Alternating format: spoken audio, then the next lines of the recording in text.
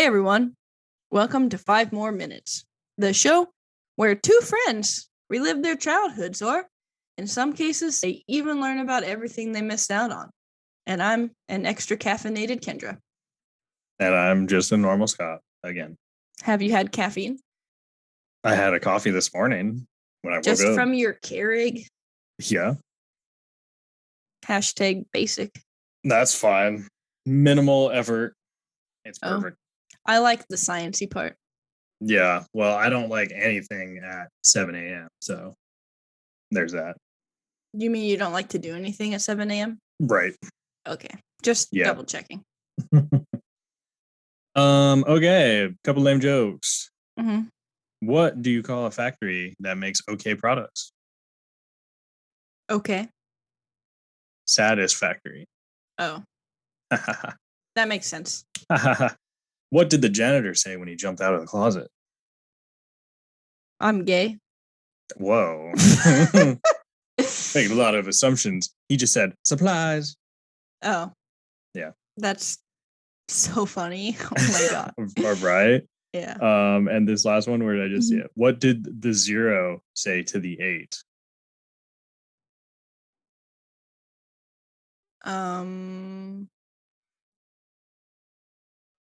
I don't know. That belt looks good on you. Oh my god. I knew it was gonna be something that had to do with like the middle line, and yeah, the shape. Everything I was thinking of was kind of demented. Wow. Your brain's going there, huh? Yeah. Damn. So I've got two hot tops. Hot topics. What's up? Yeah. Okay. The first one is Kanye. Okay. Yeah. One of my students showed me this. It's been deleted, but he posted on his Instagram that Black Lives Matter was a scam. And then, whoa, what was that? What didn't I see? He had a White Lives Matter shirt on or something. Yeah, something about, and then it says that he was wearing a White Lives Matter shirt to his Paris concert or something. So then I went and looked at his Instagram, and I don't like follow him. He's already deleted like all the pictures I took a screenshot of earlier. So he's doing damage control. So right he now. only has 2 posts, and earlier he had like 6. Mm-hmm. So he's like deletes his posts, and one of them is something about someone named Gabby, who is a writer or something, and then the other one is about insulting a writer. Oh, it's like someone texting him saying he shouldn't insult her, and then him posting an all caps thing where he says that she's my sister and he felt like she was being used by Trevor Noah. But I did take some screenshots of some of the posts, and one of them was him posting a screenshot about someone named Treyman Emery about Virgil. About Virgil Abloh? Yeah, I think maybe Kanye posted something about Virgil and calling him his best friend and trying to do some sort of victim campaigning. And he posted a picture of that person's Instagram post saying, "In war, they will send your own people at you." And then he posted, "When I said war, I meant war." Looks just like this. I wish I would have taken a screenshot of all of them if I would have known he was going to delete them. Yeah, no kidding. Because I think those are the only 2 I took a screenshot of. And then I was texting Megan and I was like, he's got to be like mentally unstable, right? And she was like, well, he is. I just don't remember what it is, but he is bipolar disorder. So that makes sense about the posting and deleting. Because one of the podcasts that I listened to, one of the hosts has bipolar disorder, and she like doesn't get on Twitter anymore because she was like basically being canceled all the time for tweeting things. And then she would like delete everything. But then I'm just like, I also feel like he's been like brainwashed or something. Like, well, he's been super weird ever since the break between him and Kim too. I mean, I feel like he was like already weird before that, but then that just like escalated it, you know? It like exacerbated it. Yeah. So Gabriella Carifa Johnson is a fashion editor, and it was at Paris Fashion Week. I mean, you literally type in Kanye West right now, and there's like 12 articles right now Yeah, flying around. it says it looks like the results below are changing quickly on mine. Because I typed in Kanye West Black Lives Matter was fake because I couldn't remember what the words were. And I've literally never seen Google pop up that message at me before. It was like, check the source and come back later. Things are happening right now. Yeah. Yeah, it's kind of crazy. Because he's also like a Trump supporter, and that's just really confusing also. I feel like, I mean, I know there's other like super Republican Black Americans, but like, I don't know. Because one of my students the other day was like, how do you feel about Kanye? Just like out of nowhere. And I was like, I don't know. Like, what do you mean? Like his music, him as a person? I was like, I can't really separate either of those two things. So I just like, I don't know. It was probably the same student that showed me the Instagram post, actually. I almost took a picture of his phone, but I was like, oh no, it's probably still there. But then when I went to look, it wasn't there anymore. So then I was upset that I didn't take a picture of it on his phone. Yeah. Yeah. But yeah. Yeah, apparently she just fought back saying, it was like hate slogan or whatever. And I guess he just blew up. So. Yeah, but then he's like referring to, I don't know, his post was so confusing, the one that I took the screenshot of, because he was like, I don't know, or oh, that one's still up. I guess those ones are still up. I didn't take a screenshot of them, but I don't know. It was weird. Yeah, well, going off the rails, having a little mental thing. Do you remember, like, I can't remember if it was like during the pandemic or right before it, how he was like going off the rails, and he had was it Chris Rock came and like visited him in like a cabin. He had to like come try to give him emotional support or whatever. It's weird. Or no, it was Chappelle, Dave Chappelle, and Kanye. He went there to like try to like comfort him and be like, "Hey, what's going on, man? Are you okay?" And then and then Kanye's like on video, and he's all like super awkward, and he's like, "Oh, be funny for us," or whatever. And he's like, "Dude, I'm like here to like try to help you and make you feel better, and you're being like super weird about it." Yeah. We're getting on a lot of tangents here, but I mean, that makes sense because, like, literally, like, when you have bipolar disorder, you can just kind of, like, spiral into, like, a manic episode. And it's like he's living, like, most of his life in a manic episode. At least, like, that's what it, you know what I mean? Like, that's my perspective. Yeah. On it, I guess. So this was in the pandemic. It was July of 20.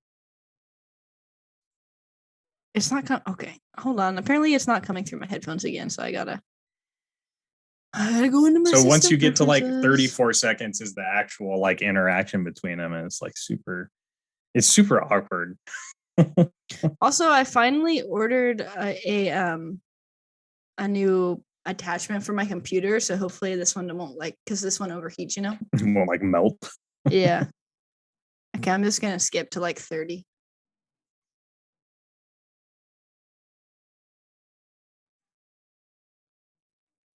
Yeah, he's like, we need to smile or whatever, and it's like, why does it look like he's wearing prison pants? Kind of is.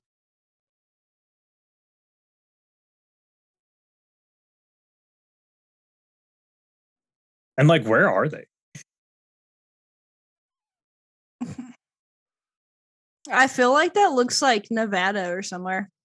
Yeah. Wyoming. Wow.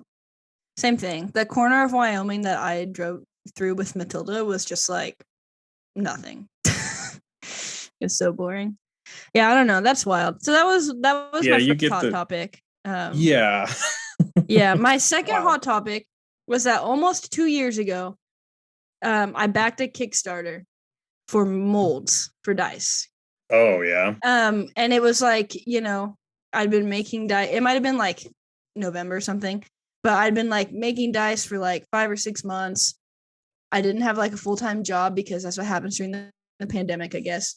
So I didn't have like a lot of extra money, but I spent like $200 back in this Kickstarter because I was like, oh, like these molds will be nicer than the ones I'm making. Like I don't have to finish and polish the dice. Like, and my expected like delivery was April or May, I think, of 2021.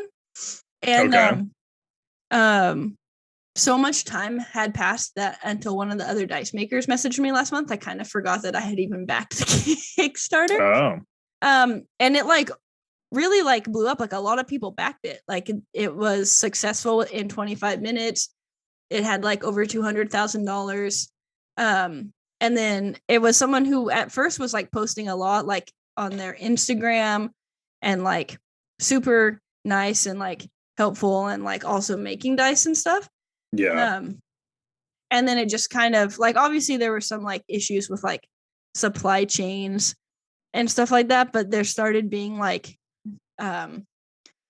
not very often having updates and stuff, like not a lot of transparency.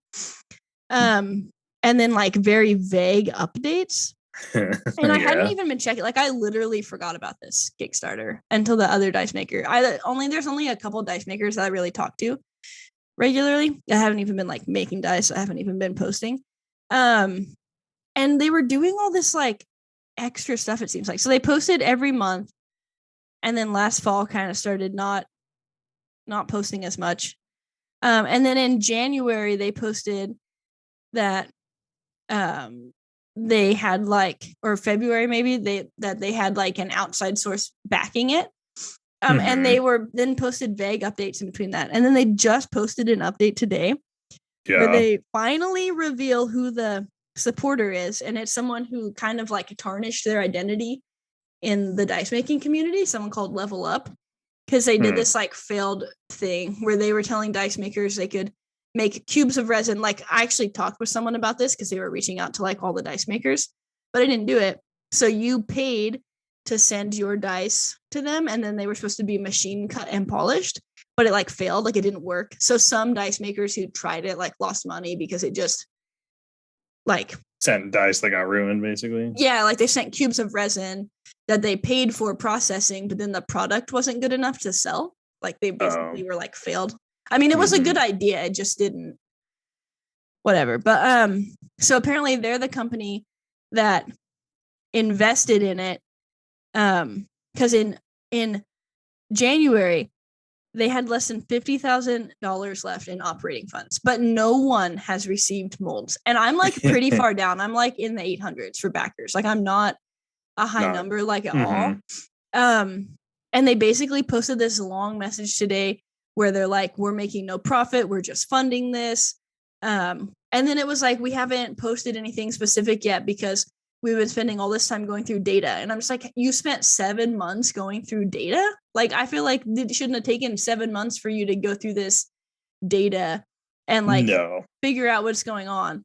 I mean, it sounds like they just got some cash and ran around with it for a while. I think that they tried to go like too big with this, like bigger than what they had originally planned.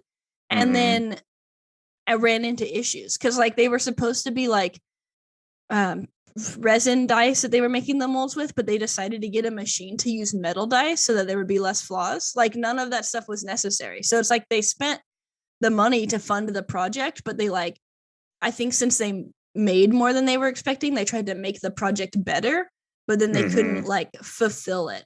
So basically they posted this long post today about like why they're helping and like what now. And also I guess people have been like emailing, they've been trying to like get refunds, but they can't because there's no money. And like no one responds to their emails. Like it's pretty much just like radio silence. Is there like any like thing in Kickstarter? Nope. Oh, that I looked. You. And like I didn't pay with PayPal. I think maybe if you were able to pay with PayPal, you'd maybe get a little bit of protection. I don't. Can you pay with PayPal though on Kickstarter? I'm not sure. I no idea. Yeah, but I've backed like 14 things, and this is the only one that's like never. And I think I spent maybe $200, but some people did like a fully customized. Like some people spent like like probably like $1,000 on this. Yikes. And I was scrolling through the comments and some people were like, I never got these, so I bought all these supplies to make dice and then I never made them. Or they're like, I've already moved on to a new hobby, I don't need this, it's been 2 years. Yeah. But basically they posted this long message, and then at the end they say that there's not going to be refunds because there's no money. And then they posted a link for a poll that says to cast your vote on whether or not you want this company, Level Up Dice, to assist with the Kickstarter, or if you just want them to close the Kickstarter. And I'm just like, why would you ask that? Because I'm sure that even though people are mad, they would rather eventually get a product than just lose their money. Right. So, like, I don't really understand the point of the poll, I guess. Like, what is the purpose of this? Like, either do it or don't do it. Like, they're just trying to keep a foot in. I mean, yeah. Was there even any proof that they bought like all this equipment? Yeah, and like did they anything? were posting a lot on social media until like last fall. And they were having issues with like silicone for a while because they like changed a formula for the silicone, and then for a while you couldn't find the silicone. So like I do think at first they were getting behind because of that, and maybe that's why they changed some of their process, but then it backfired. Like I don't think there was ever any, like they hired dice makers, like some people like moved there to like work on it. Like they were like actually doing it, and then they just like stopped posting, and like the updates were like I literally forgot that I backed this. And like that is weird. Now I can like print my own dice, and I was already making good molds like by the time these would have been like, you know, fulfilled anyways. But now there's like no expected fulfillment date. There's like so many people commenting who are just like angry. I mean, I don't blame them because like it's a lot of money. Waste money, yeah. Yeah. But yeah. And it's just weird that they're like, oh yeah, we went, like, you're not doing yourselves any favor by posting that you started helping in February, but that you've done nothing for 7 months. Like, you know? Yeah. I don't know. And some of these backers fun. like aren't in the like normal dice community on Instagram, so they don't even know like the whole thing with Level Up Dice, or they started it like after, because I think they were only reaching out to dice makers who were like semi-established at that point. Oh. Like I didn't do it because I didn't have enough extra money at the time to try. Like it did seem interesting. Like when I met with the person, like we met over like Google Meet or whatever, and I was like, yeah, that's like pretty cool because like that saves a lot of like time. But I don't know, it's weird. So that was my second drama. Probably got a lot of stuff at the beginning of this episode, but that's okay. If you're here for the gossip, the hot goss, and we don't mean Ryan, we don't mean Ryan, but not yet. Yeah, and this update was like backer only, so they're yeah. So it's hush. That's kind of weird that there's no mechanism in Kickstarter to like, yeah, that's what's what stopping I thought. people from just running scams on there? Is there anything? I think that if nothing had ever happened, maybe post that, but I don't know. Like I looked it up and I could basically find like nothing about it. I was like, they should have like a time cap or something. Like if within a certain amount of time your thing isn't fulfilled, like I don't know. But yeah, there's a certain level of weird to it, because if they did truly use the money and then go bankrupt somehow, it's like, well, I don't have it. Yeah. I don't know. It's weird. Like I've backed some stuff that's been like delayed and whatever, but I mean, Kickstarter, I don't think really gets much money. So they would have to be, I guess, refunding you from like their own money, which I don't know. It says the only thing that they can do is revoke creator privileges. So just take them out of the system. Yeah. No. Weird. Yeah. Well, that is, and like it doesn't affect me anymore. Like I'm out like $200, but like right now that doesn't affect me. Right. Like when I backed it, I like was like, should I do this? Because I don't have a lot of extra money. So like it would have been good in the moment, but yeah. Yeah. I don't know. It's pretty interesting. I thought it's a wild world out there, you know? Heck yeah, man.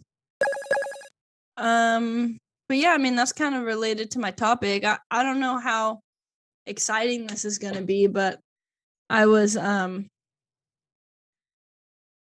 really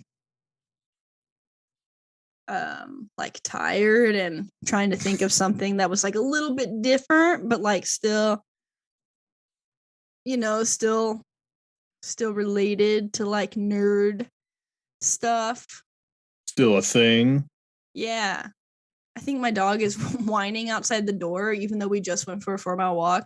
We instantly got home and she was like laying with her ball. I was like, bruh. Makes sense. Just went for a walk. I can't keep doing this. Like, I think this is literally why I need a second dog, because she's here by herself all day and she's bored, you know? Mhm. And she'd probably still be like this a little bit, but I do think it would be better if, you know, if there was some energy burn. an existence here for her to be with, because she doesn't like being alone. Yeah. Yeah. Anyways, I thought that we could talk about celebrities who D&D. Okay. Yeah. So I don't have slides or anything. Obviously some of them we know about. I've got 14 here. They're not really in any sort of order. In my head I was like, well, maybe I'll try to put them in, you know, order or something, and like do a big bombshell drop at the end or whatever. Whoa. But then I was like, nah, man. Yeah. It's too much work. Yeah. But yeah, so I mean, obviously, probably, you know, the one I'm not including is Ashley Johnson, who's on Critical Role, because she's like an actual actress. Nice. Yeah, but just in case we all forget the things that she's in, she's most known, or she was a child actress, most known as Chrissy Seaver on Growing Pains, which I don't know if you watched, because we watched different shows. And I did not. It was on from 1990 to 1992, so I was definitely watching it as reruns, but I guess just because I'm the youngest, I think is part of the reason why I watched such different shows than you. Most recently, she was in an NBC series called Blind Spot for 5 years. And in their second campaign, her character had to be like off doing things during different like filming times. Yeah. But Blind Spot is a crime drama TV show. I actually think that I would like it. Like, it sounds really good. I've just never watched it. I think it's over now. I think there's only 5 seasons. And then obviously she's a voice actor, and we talked about all this stuff in the episode where we talked about Critical Role. Yeah. But yeah, she's been in several things. And she's in the she voices Ellie in The Last of Us. Oh, okay. Yeah. Nice. And I think several of them voice people in different variations of The Last of Us. Probably. Okay. So anyways, I did not include her because, you know. Okay, also, we're gonna start here, and is this guy's name Rainn? Or is Rainn Wilson? Yeah. Yeah, I think it's Rainn. Okay, because I was like, it could be a weird spelling of Ryan, but I don't think so. Ryan, okay. I guess it could, Ryan. Yeah. But I think I've heard people say Rainn Wilson. I think I have heard them say Rainn. I don't know if they're right. I mean, but that's we are from Podunk, whatever. So middle of nowhere. I thought you were gonna say bumfuck. I was going to say that, and then I was like, that's too much to drop right away. And then I was gonna say something else. I was like, that's also too much. Yeah, then I was like, maybe he'll say something about being bumpkin boys, but he's a country bumpkin, you know. Anyway, so Rainn, we think Wilson, is obviously most known for playing Dwight Schrute on The Office, which I have never really watched, and I feel like I'm the only person our age who's never really watched The Office. That is one I have watched, so yeah. I mean, I know that I would like it. Like, I've seen episodes, and like I like what's his name? Jim. Or Steve Carell. Yeah, Steve Carell. And I also like the other guy in real life. The guy who plays Jim. Yeah. Because he's in that one show, right? The Jack Ryan one. Yep. And at first, even though I had never seen The Office, I was like, he's not gonna be able to play Jack Ryan seriously. But I actually really liked it. So yeah, and he got all like jacked and stuff. Yeah, he was like looking pretty nice, you know. Mm-hmm. So I only have brief blurbs for most of these people because I figured we would have a lot of tangents. But Rainn Wilson played D&D in his youth and went to a lot of conventions in the 80s. Look at that. And he considers himself a LARPer and revisits these interests and hobbies in his spare time. Look at that. And I found also most of this information is from this inverse.com website and this other tab that I closed. One of them had 25 celebrities, one of them had 14, but they all kind of overlapped. And then I just plucked out 14 of them to make my list. The ones that sounded the I best. plucked them Wow. like a Why would you? peacock feather. That's not very nice. I mean, did you ask first? No. Cancel culture's coming for you. All right, that's fine. Okay, the second one is Jon Favreau. Do you know who that is? Isn't he the director for like Iron Man and stuff? Yeah, and he plays Happy Hogan. Yeah. He's also Pete in Friends, one of Monica's love interests. Oh. And in Friends, he plays like a billionaire who helps create some computer thing. Pete Friends, what did he create? It's like Moss 360, Moss 865, sure. Which apparently every office in the world uses that program. So he's like a smart guy and a billionaire. And on Monica, he leaves Monica a tip for like $20,000.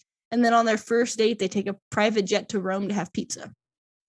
That sounds pretty nice. Yeah, and Monica's never heard of him, but Chandler and Joey are like, this guy shaking Al Gore's hand? And it's like, oh, or Bill Clinton. I don't remember which one. Kind of a big deal. But yeah, so that's funny. And also in Friends, he decides to become the ultimate fighting champion, but he's not very good at it, and he keeps getting hurt. Okay, that's a weird thing to branch into after software, but yeah, fair enough. Yeah. So, anyways, so Jon Favreau, and also, I don't know which Avengers movies you've seen, but I mean, you know that Iron Man dies, right?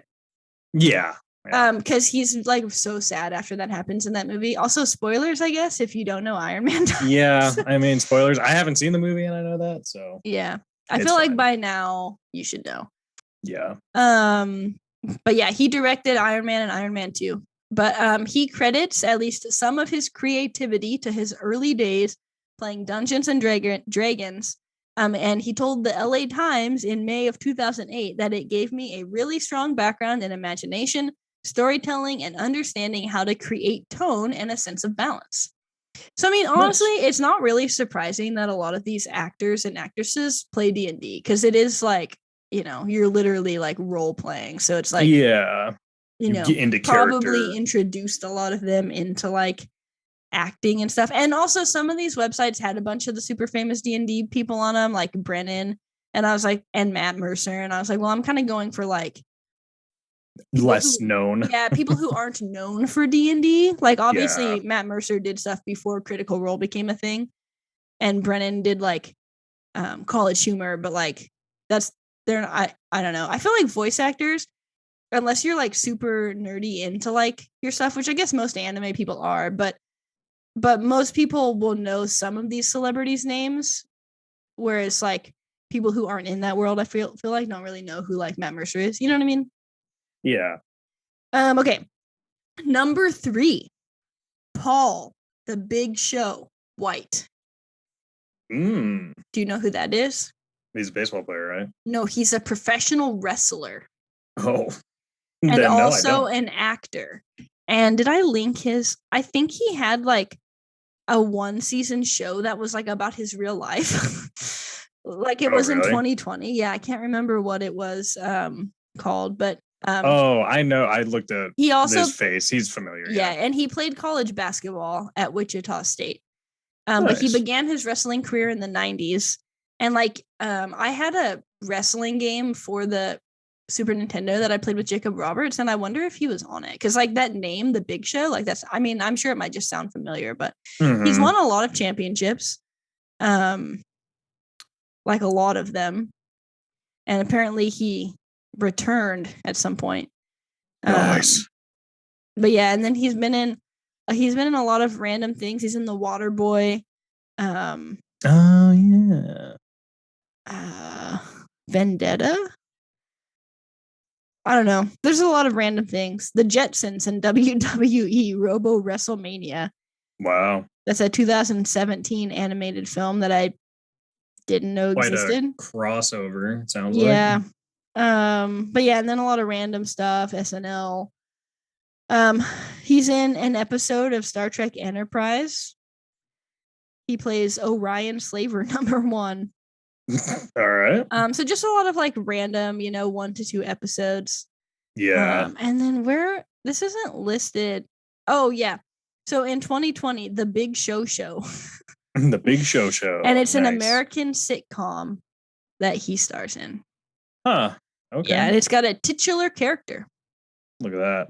Titular. Yeah, it says it was released on December 9th, 2020, but there was one season of 9 episodes. Must not have done well. Mm-hmm. So apparently he enjoys D&D as a break from the daily strife of being a pro wrestler. He likes to be able to use his imagination with his similarly nerdy friends. Yeah. Okay. So that's very nice. You know, I would like to do that too, but just to escape being this hulking mass of a man. I see his build weight here has ranged from 383 pounds to 500 pounds. Well, he did look significantly heavier in some of the pictures, so that makes sense. Yeah. Next on the list here, number 4, we've got Stephen Colbert, which that's how you say that, right? Mm-hmm. Which I also think a lot of people know about because he's done some things with Critical Role people for like fundraising, like a red nose. What was it called? I don't know. There was some red nose. It's like a reindeer. No, it's like a.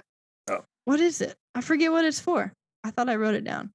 But it's like a charity for something. Okay. Yeah. Stephen Colbert Red Nose Day. Red Nose Day is a campaign fighting child poverty. Oh, okay. And it was a one-shot titled Choose Stephen Colbert's Adventure. So that was the Stephen Colbert and Critical Role one-shot. And I also think he's maybe joined them at some like convention before. I can't remember. But obviously Stephen Colbert of the Daily Show, the Colbert Report, and the Late Show with Stephen Colbert. Whoa. Most of the things he's in have his name in them. He also, let's see, yeah, Stephen Colbert's D&D Adventure with Matt Mercer. I think there was another one called Dignity, an Adventure with Stephen Colbert. And I've never watched any of these, but apparently in 1977, and see, he was born in 1964, so when he was 13, he developed an intense interest in fantasy role-playing games, especially Dungeons and Dragons, because that's kind of its heyday. 1977, that's like AD&D, like it's really starting to like gain some traction, you know? Oh yeah. It's got that all-wheel drive spinning. Whoa. Yeah. He later characterized his pastime as an early experience in acting and improvisation, which again makes sense for especially someone who does things like what he does. Yep. He attended Gen Con in 1979 when the first Dungeon Master's Guide released and walked away with a copy signed by Gary Gygax himself. Wow. Wonder if he still has it. Mm-hmm. Well, it says at some point it was owned by his friend Haskell Futenberg. Okay. Haskell. Yeah. Interesting. But in his Dignity and Adventure with Stephen Colbert, he appeared in cosplay and brought 2 swords, one of the 4 existing hero versions of Sting and a replica of Anduril, which are swords from the Lord of the Rings movies. Mm-hmm. And he mentioned that in May or June of 2022, so I should have looked this up, I guess, that he planned to attend his 40th high school reunion and play D&D with the friends who originally introduced him to the game, and that the game was planned to be based on the Tomb of Horrors module, which is the first D&D group game that they ever played together. Look at that. Back to the roots. Hell yeah. And I think I maybe might have talked about Tomb of Horrors or mentioned it in the episode about AD&D, which is like 9 or 13 or something. It's way back there. You gotta scroll down real far. AD&D, ADHD, all of those. Every teenager today. Yeah. But anyway, so that's pretty interesting. Look at that. Yeah, and then number 5, we got JGL. Joseph Gordon-Levitt. Yeah. Nice. And do we even need to say what he's in? Because if you don't know, you just don't know. He's in many things. Yeah. He's in 500 Days of Summer. He's in The Dark Knight Rises. And we all thought he was going to get to be the next Batman, and then he wasn't. He's in a movie about porn addiction called Don John. Oh yeah. And I watched that because I was intrigued. He's Did you? in, yeah, it was pretty good. He's in Inception. Oh yeah, Inception's good. What else is he in? He's in a lot of stuff. He's in Looper as a young Bruce Megan Willis. loves that movie. Really? Yeah, I think I watched it once when we lived together, but I don't really remember much about it. Interesting. Yeah. I thought I had. I watched this stupid movie with him in it when I was in college, Premium Rush, and he's like a bike delivery dude in New York or something like that. And his edgy trait is that he has a bike that when you're not pedaling, it's the brakes. So you always have to pedal, like you can't coast. And he's just like, oh, I'm always pedaling, and all these guys have these fancy bikes, not me. Like, okay, dude. Wild. Yeah, it was a weird movie. So Joseph Gordon-Levitt has been playing D&D and Magic since he was a kid. He loves the community aspect of using the imagination. He also has this website called Hit Record. And I was like super into this when it first launched because I was deep in my JGL phase. I don't know if you know anything about it. I do not. But it's basically like a collaborative community where they make videos, stories, songs, visual art, and like a lot of other things. And so sometimes he will like post a prompt or like a project or something, and there'll be opportunities to remix it. You can follow people. Basically it's all about like hitting record and like creating something, and then other people can utilize it. And so Hit Record, it says that he started saying hit record to himself a long time ago, because he'd been acting since he was 6. So it was kind of like, I think, a way of getting in the mindset of creating. Mm-hmm. And so it's kind of just like wordplay basically, but yeah, it was interesting. I think I have an account. I never really like did much with it because I was kind of like intimidated by it. But it seems like it's still thriving. Like the most recent like update is from September 21st, like from him. So like it's obviously still like a thing. Nice. And it's probably been like, I think I was like in college or like just out of college. So it's been like at least 8 years. Yeah. But it's pretty cool because people just like work on stuff together and make cool projects. And I don't know. I thought it was neat.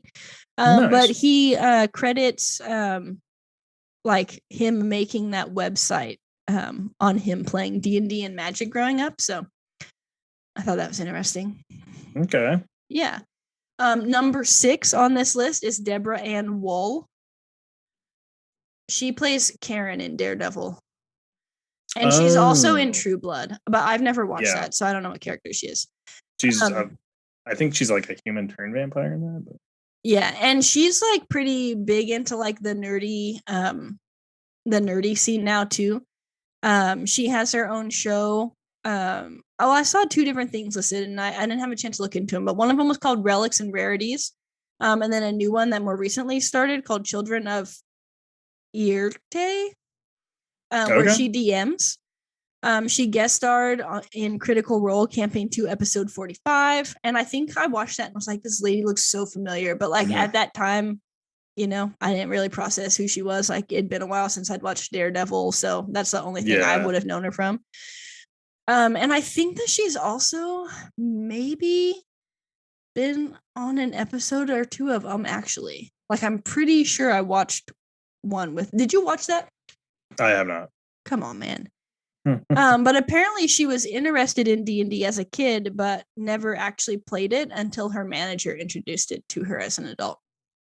Interesting. So probably one of those where like either her friends didn't want to, or I mean, it was kind of like looked down upon there for a while.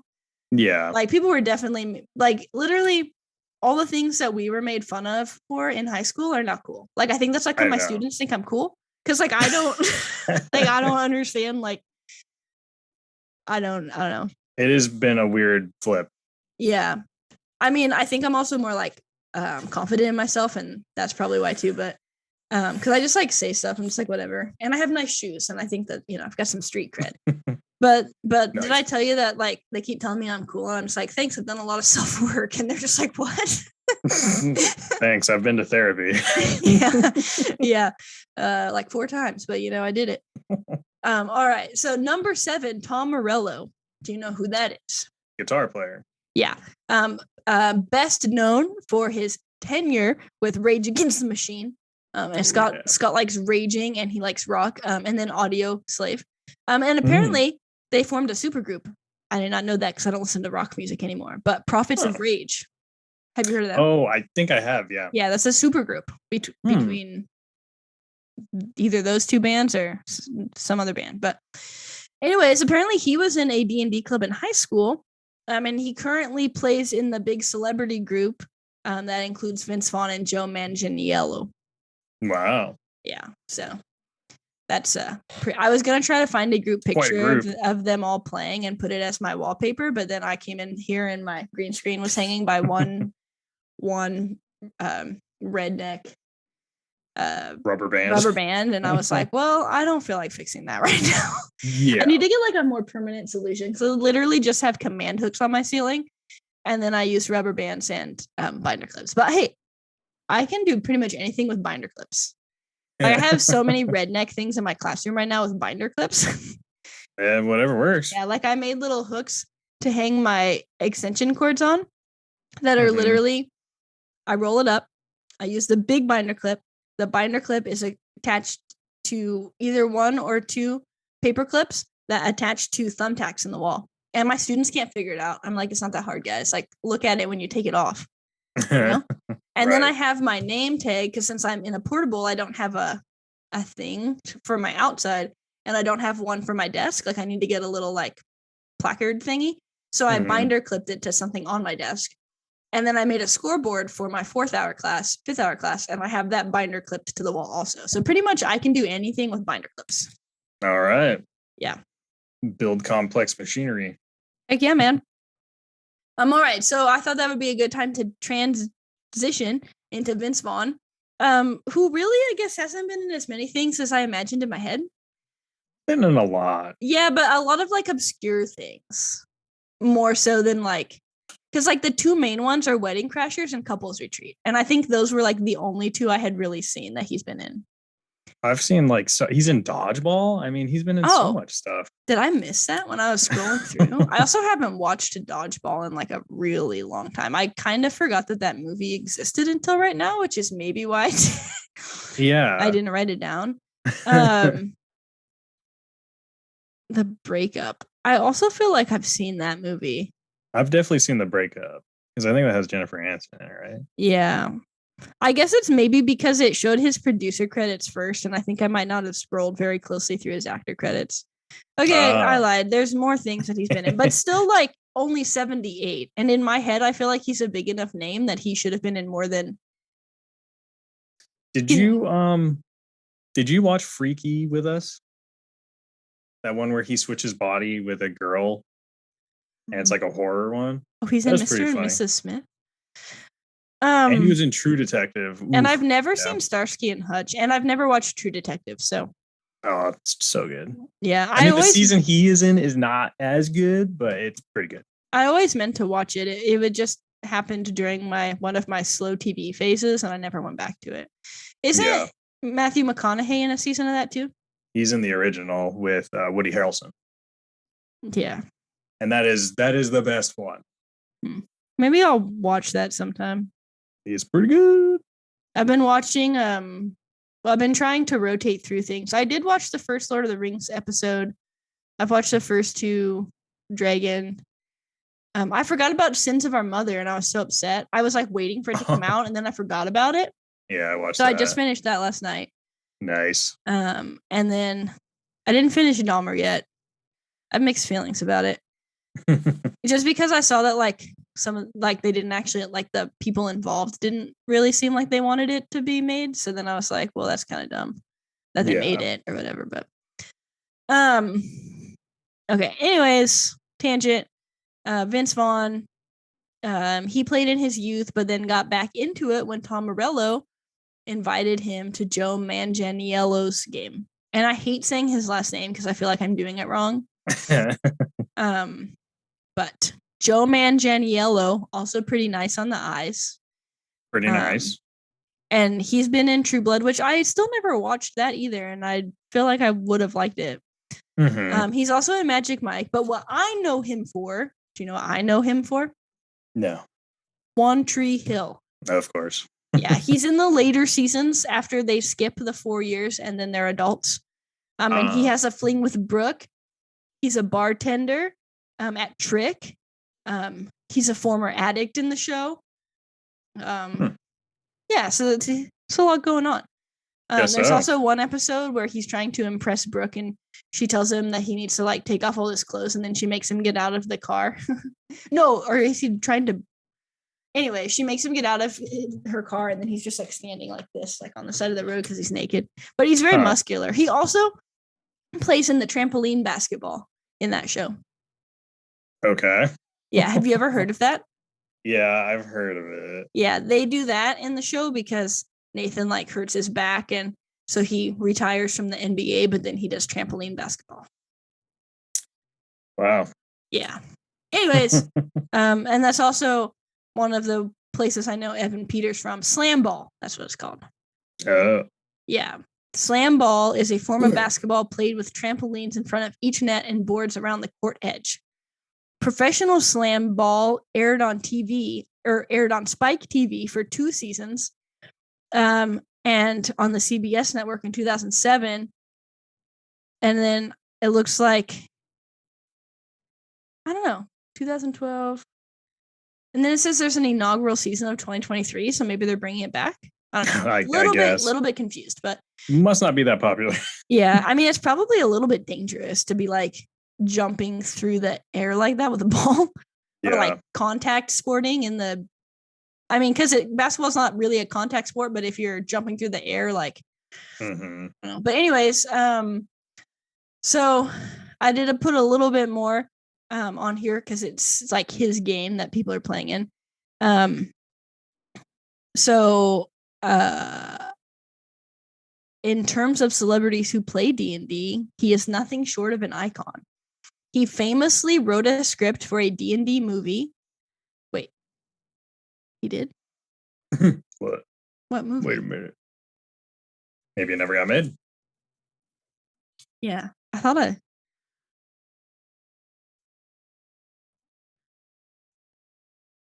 Oh, apparently he wrote the script because he wants the movie to be made or something. Yeah, makes sense. Seems like 2017, so definitely not any of the movies we watched. No. He also was consulted on the development of Descent into Avernus, which I have here. Hold on, I'll go grab it. Oh, okay. Grabbing a random book. Maybe, yeah.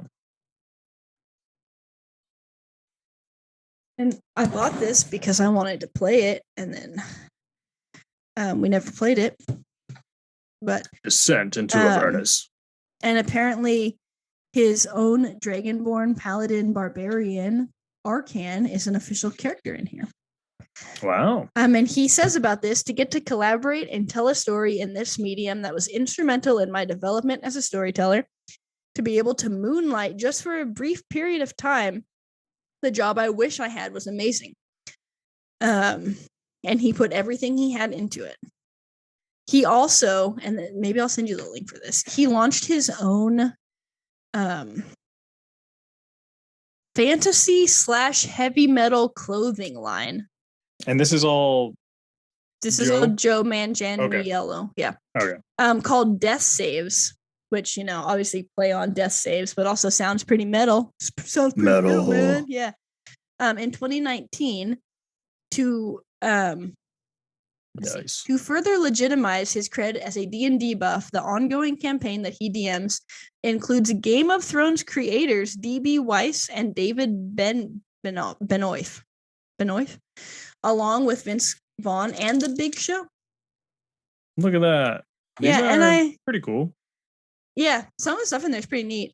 I thought I read that he wrote like a foreword to something, and I couldn't remember if that was in the Descent into Avernus or if it was in something else. But this I actually like really want to play because it's basically like the Nine Hells. Like I thought it's like an actual 9 circles of hell or whatever. Yeah. Like I actually thought it would be good to play or like fun to play because I've always thought that that's interesting. And then in NADPOD they like used part of this to they didn't like use this, but they used some things from the settings and when they were in the hills. But yeah, story consultants, Joe Manganiello. Look at that.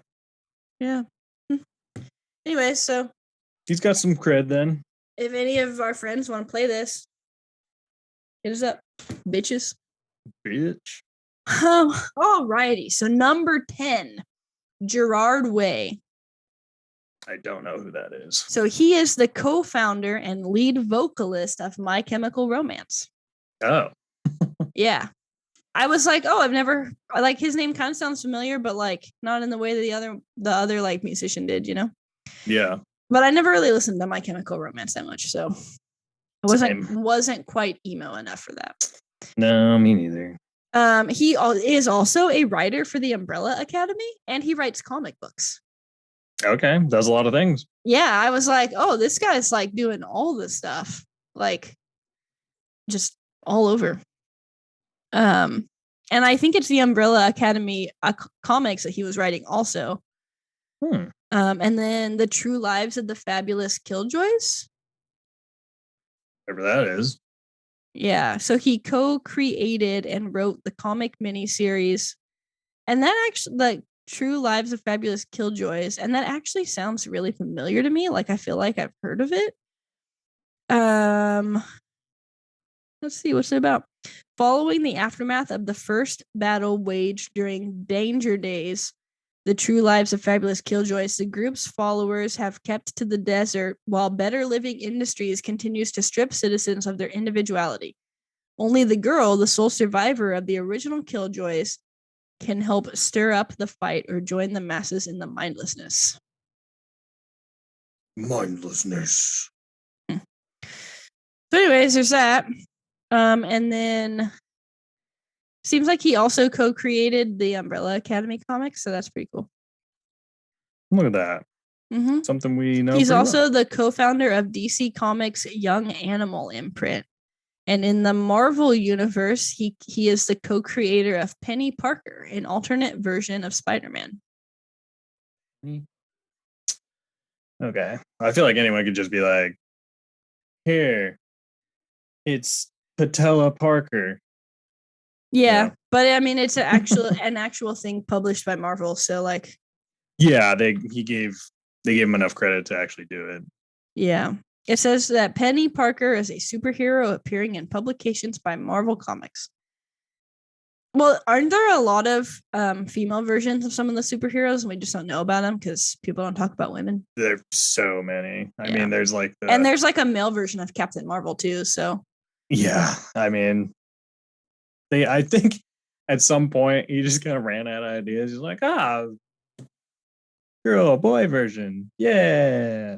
But I mean, yeah, he put out a lot of stuff, so who blames him?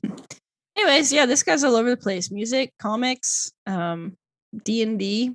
Mm-hmm. So he, let's see, what does he write? I always played a half-elven ranger. I like rangers. They can track things down and use a bow. It was always hard finding clerics, though. To find a friend of yours, I'd want to play a guy with a mace that healed people. That was hard. No one wants to be the healer. Although nowadays, clerics can do some like dope af damage. Like they've got some spells, yeah, dope af. And sometimes when I text that, I spell it APH. Have you noticed?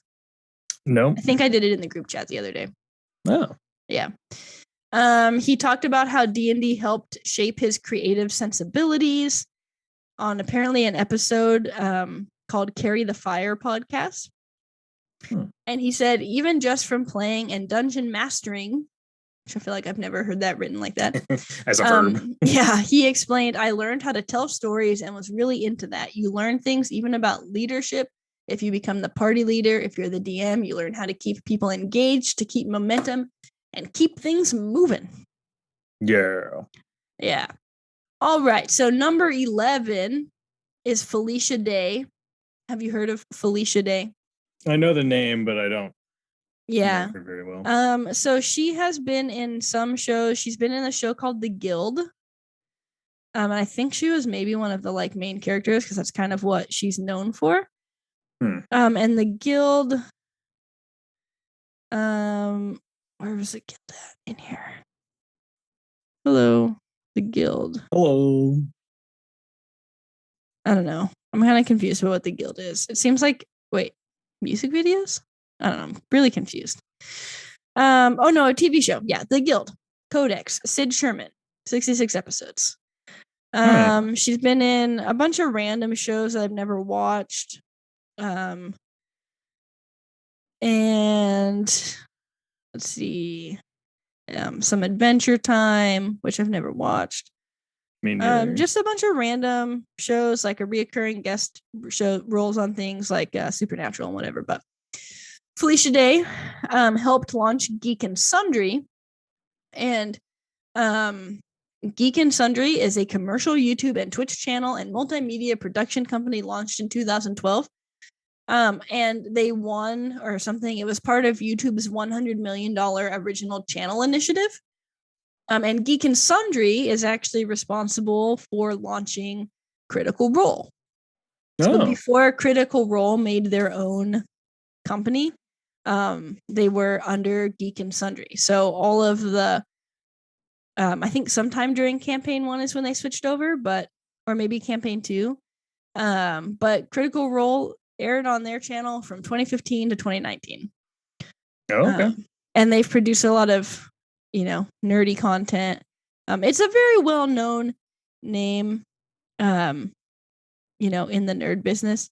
I think they're owned by something called Legendary Pictures. Legendary Pictures, what's it called? Legendary Pictures Productions or something. Like is the big owner of Geek and Sundry, I think. But yeah, so they've been to a lot of conventions, Geek and Sundry, and anyways, very well known in the TTRPG community. Whoa. Yeah. All these acronyms. But anyway, so they're kind of responsible for, Critical Role. So that's pretty cool. And Felicia Day has appeared on Critical Role. She was in, I'm pretty sure she was in Campaign 2 because I haven't seen Campaign 1. But she plays Lyra in episodes 18 and 19 of Campaign 1. She is in the Legend of Vox Machina show as a voice actor. Nice. Maybe she hasn't been in Campaign 2. Maybe I watched either this isn't updated or maybe in like a one shot I saw her in. But Felicia Day rose to fame in the early 2000s with The Guild, a comedy web series about a group of adults who play a massively multiplayer online role-playing game like World of Warcraft. The show's success paved the way for Day's vibrant career in acting and nerdy content creation. In 2012, she co-founded Geek and Sundry. Though she's more known for playing video games, she announced her first paper, Dungeons and Dragons, on her blog. That sentence didn't really make sense to me, but I couldn't figure out what it was supposed to say. When she was a kid, her mom thought that if she got into Dungeons and Dragons, she would become a Satanist and commit suicide. And she wasn't even religious. And when she was in her 20s is when it all kind of happened. And she says the Dungeons and Dragons part, not the Satanist or the suicide. Well, yeah. And she claims these kinds of collaborative experiences helped shape her perspective on creativity. My whole career has been a trial by fire, she told Inverse. I wasn't prepared or trained for any of the success or failure in my life, and yet that experience of getting back up again after having roadblocks has made me a better person and a better creator. Being able to jump in with vision and not knowing exactly how to actualize it, but being brave enough to try, is inherent in the DIY mentality. I believe it brings out the best in people.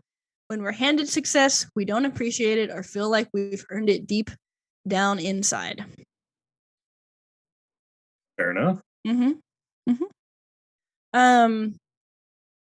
Yeah. I'm really sad about the next one because I was going to bring some books from upstairs and I forgot them downstairs. But number 12 is Juno Diaz, who is a Dominican American author whose books I have read for some of my classes. So that was interesting to me. The books I have read are called The Brief Wondrous Life of Oscar Wilde. Wow. Yeah. And then This Is How You Lose Her. And at least can't remember. It's been a long time since I read the Brief Wondrous Life one. But I think that one of them was a collection of vignettes. But they're really good. I think they were in my one of my cultural literature courses, so it was more like modern. Actually, This Is How You Lose Her must have been brand new when I read it because it came out in 2012. Oh wow. Yeah, so that was a very but he's won Pulitzer Prizes, he's won National Book Critics Circle Awards. So he's a pretty well-known author. I think that they're more, at least one of them was a more young adult lit level book, like a younger main character, but not quite like young adult lit like what you expect. What we think of. Yeah. Mm-hmm. Yeah.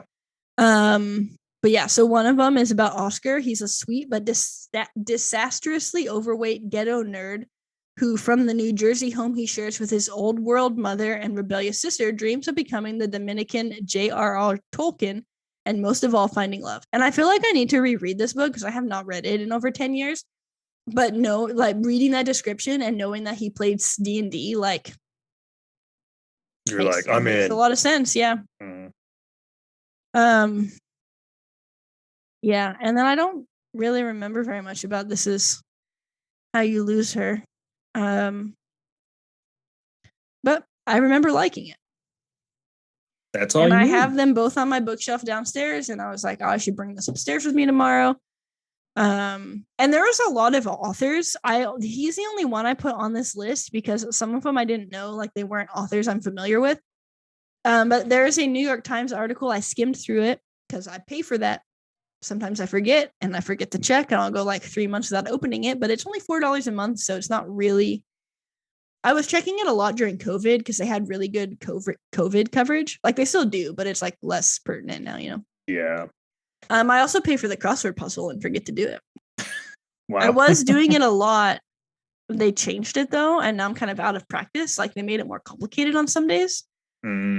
But anyways, a New York Times feature from 2014 called "A Game as Literary Tutorial" explores how games, and D&D in particular, have fueled the imaginations of an entire generation of authors. Author Juno Diaz who wrote The Brief Wondrous Life of Oscar Wilde, calls D&D a sort of storytelling apprenticeship for him and his friends in their youth. He even credits a portion of his success as a writer to his early years profoundly embedded and invested in fantastic narratives through which he, quote, learned a lot of important essentials about storytelling, about giving the reader enough room to play. So that's very exciting. Nice. Yeah. All right. So we've only got 2 peoples left. 2 people. Yep. One of them is Brett Gelman. Do you know who that is? I do not. You've seen some of Stranger Things, right? Yes. He plays Murray. I don't know if he's in all 4 seasons, but he's the guy with the beard and kind of the balding forehead, kind of scraggly looking. He kind of lives in he's kind of sketchy. He plays a much bigger role in probably the seasons that you haven't seen. I know this. But I think he is, and I also think he is in. I don't know what season he's in. But he has been quite a bit of stuff. Not a lot. He's in the other guys, which I've seen. Mm-hmm. He wasn't in a lot of other things that I knew him from, except Stranger Things. Yeah. Does it say what seasons? Stranger Things. I don't even know. Anyways, it probably does on IMDb, but that's not where I'm at right now. So it does, and they're all in I guess he was in a few episodes. So seasons, yeah, it's not in season 1, but he's in some season 2s. I think What is why can I not remember any Stranger Things characters' names right now? Will Byers. Yeah, Will. What's his brother's name? Steve? No, No, Steve's starts the with other a one. J. Jonathan. Jonathan and Nancy go find this guy. He lives at his house. I feel like it's like full of traps. He's kind of weird. I remember. And I don't even remember why they go there originally. Like I can't remember that part because it's been so long since I've seen it. Since I've seen those seasons. But he plays a really large role in season 4. But anyways, nice. So he let's see. In a 2019 interview, he admitted to playing D&D when he was younger, but not anymore. He says, my cousin Lucas was the DM, and then it would be me and his brother Mikey. We played all the time. We were really addicted to it. I don't know how much Lucas was following the rules, but I loved playing that game as a kid. To me, now the world of dating is Dungeons and Dragons enough. What? I engage in that, but I think it's a great way for kids to develop their imagination too. And when asked if he would play now, he said, no, I wouldn't. I mean, maybe like on a fluke. Wow. And I just feel like that's funny, especially since he's in a show where D&D is like such a prominent part of the show. Okay, so that brings us to our final number 14, Vin Diesel. Vin Diesel. Yeah, and Vin Diesel's been in a lot of things. Fast and Furious, Groot. I mean, he's been in Groot. Yes, he is Groot. Yes. Chronicles of Riddick. Yeah. There's a pacifier movie that he's in with like a bunch of kindergartners. The pacifier. Is it just called The Pacifier? It is, yeah. I feel like that's the first Vin Diesel movie I ever remember. So weird. watching. But anyways, Vin Diesel, he's in a lot of stuff. We all know him. He's got muscles. He's got no hair. Isn't his real name like Mark Sinclair or something like that? Yeah, it says Mark Sinclair, professionally known as Vin Diesel. Like, how do you give yourself that stage name? Vin Diesel, baby. It says he's in the new Avatar movie. Oh, okay. He's he was in Triple X. I've never seen that. What is Triple X? It's like a kind of a bounty hunter movie almost. Oh, he's in Saving Private Ryan, which I don't remember, but he probably looked a lot different in 1998. Yeah. Like less big. He's in. Oh, he plays the Iron Giant, doesn't he? Or is he just in it? Is he the Iron Giant? Yeah, you're right. He is. Yeah. Yeah. Let's see. The Last Witch Hunter. I've never seen that, but it looks dope AF. Dope AF. Anyways, the point of the matter is we know him. We think he's pretty all right. Yeah. He's also Ralph, isn't he? Ralph. Wreck-It Ralph. Ralph Breaks the Internet. I don't think so. Well, he's in the movie. It says Baby Groot voice. Oh, I didn't know Baby Groot was in Ralph Breaks the Internet. I just assumed he was Ralph. Okay, anyways, he's in a lot of things. But I feel like he's most known for Fast and Furious. Definitely. Because there's so many of them. Like and I've seen like Tokyo Drift and like that's it. Which is like the weirdest and wait, one. Did we watch the newest one recently? What's the one with I watched one where they like go to Mexico and that was probably like 5 or 6. We're so far behind. Oh, I haven't seen guess it was like it was 6. before Paul Walker died, but we just watched it recently. Or maybe it was the one I watched it with you guys, I think. Or like at your parents' house. I don't know. I didn't watch it on my own. Well, I wasn't there, I can tell you that. But why would I have just watched that with Keaton and your mom? Like beats me. I swear I watched it with you guys. It was like last year. I just don't know which one it was. I'm gonna have to like look it up. I haven't seen like Fast and the Furious in quite a while. It was either maybe it wasn't the one. I feel like it's the one after Paul or like that was made like when he dies.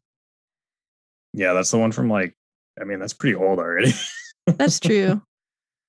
A while. I don't know which one it was. I know that they go to Mexico. There's like a lady.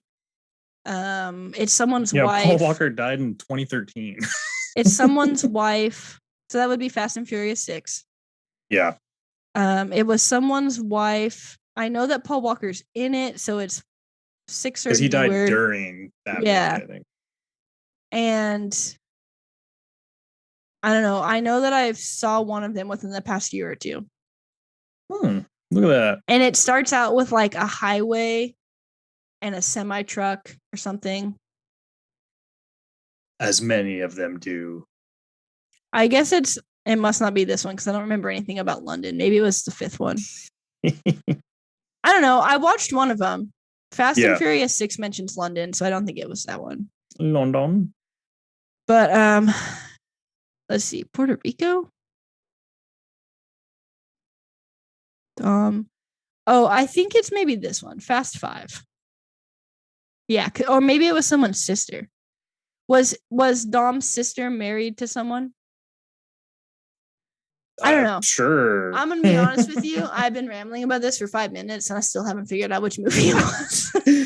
My favorite episode is when they talk about the Fast and the Furious for like 5 minutes. Anyways, Vin Diesel plays the central act. Well, yeah, so we already know that stuff. In the nerdy realms of D&D, he's one of the longest running celebrity proponents of the game. Oh, maybe this is the one where he wrote something. Maybe it wasn't Joe Manchin Yellow. Oh yeah, it is. Okay. When 30 Years of Adventure, a celebration of Dungeons and Dragons, was published in 2004 by Wizards of the Coast, chronicling 3 decades worth of behind-the-scenes history, it included a variety of personal essays from celebrities like Stephen Colbert, but Diesel wrote the foreword. So I was getting my buff guys mixed up. Okay. I mean, easy to get buff guys mixed up. Yeah, but I kind of want to look for a copy of that because it sounds kind of cool, like personal essays written by celebrities about D&D. I'd read that. He says playing D&D was a training ground for our imaginations and an opportunity to explore our own identities. I started acting when I was 7, and this game was a constant exercise in developing voices and characters. I believe now, but probably did not realize then, that I was attracted to the artistic outlet the game provided. My D&D journey paralleled my search for identity in those growing years. Oh. Hell yeah. And now okay, I'm, Vin I guess, Diesel. running a D&D club that I'm not going to get paid for, and it's probably going to make me hate my life. But Giants Pokemon Club starts up in a week. They want to meet twice a month, but I think I'm going to try to get them to do once a month because that's like two days after school a month. I have to say that I'm not getting paid for. Yeah. Yeah. Yeah. Anyway, so were you, surprised, intrigued, dumbfounded by any of that information? Floored, flabbergasted. Yeah. Hell yeah. Yeah. Well, I mean, it's definitely interesting. I know it was kind of a growing thing, but I did not know they had like a celebrity group. I did know that just because I have heard like the Joe Manganiello group get mentioned a lot. But probably just because I have a whole Instagram account dedicated to nerd stuff. So sure. Yeah. No, I thought it's definitely interesting to see how many are involved in it. I'm sure there's a lot more that probably. Yeah, I mean, even on these like lists, there were some I didn't pick because they weren't really people that I like. Like there were some really obscure authors, and I mean, I have 2 degrees in English, and I still didn't know who they were. Like one of them is named Sharon McCrum. Okay. One of them is named David Lindsay Aber. There was someone named like Roth Rutherford or something. Someone named Pendleton Ward. Pendleton Lord. Oh wait, that's the creator. That's the creator of Adventure Time. Oh. I just don't know Adventure Time. Anderson Cooper, who I have heard about. I didn't include him. Martin Starr, Silicon Valley Star, apparently. But I don't really know what that means because I don't know. I mean, that just means he does like industry stuff, I guess. Jerry Holkins. Yeah, there was a lot of people I didn't even include. Also, Matthew Lillard, who is an actor. I didn't include him just because I think I meant to so that I would have 15 and then I might have forgotten because he's been in things, Scream, The Descendants, Scooby-Doo. Oh, nice. And he played as a kid and then picked it up again randomly when a roommate he got assigned to. was DMing like in college, you know. Nice. Yeah. So, anyways, there's a lot of people out there. Yeah. And I thought I'd touch on some that, you know, people we like, people we know, people who Yeah. maybe we know, but we forgot who they were, you know? Yeah. Yeah. So don't be afraid to be a nerd, because Vin Diesel's a Yeah. nerd. Embrace it. Embrace the nerddom and such. Hell yeah, it's dope af. Mother f. Hell yeah, bitch. Oh yeah. Do you have anything to add or to plug or whatever? No, I don't think so. Okay. I rode like 5,000 meters this morning at CrossFit, and my whole body is sore. I was actually like getting a hand cramp. We had to do 10 500 meters with 1 minute of rest in between in 30 minutes. I was almost done when 30 minutes finished. So I finished my last set because I was on the last one, and I thought it would be dumb to not finish.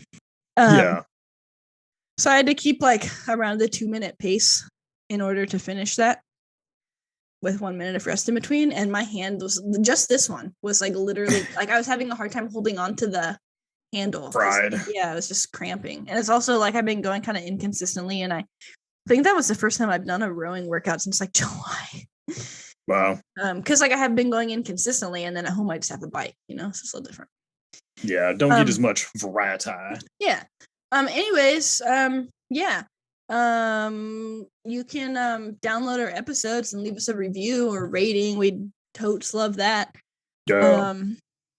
Subscribe, you know, download, get those notifications on your phone. Share us with your friends and family, your friends who are your family who's more like friends than family.